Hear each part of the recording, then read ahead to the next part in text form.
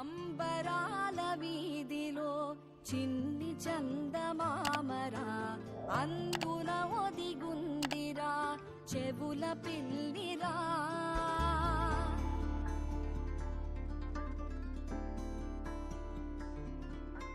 నీడ నీలి దీవిలో నీటి మీద మెరిసెరా ఆ వెన్నెల కాంతిలో కూర్మముందిరా.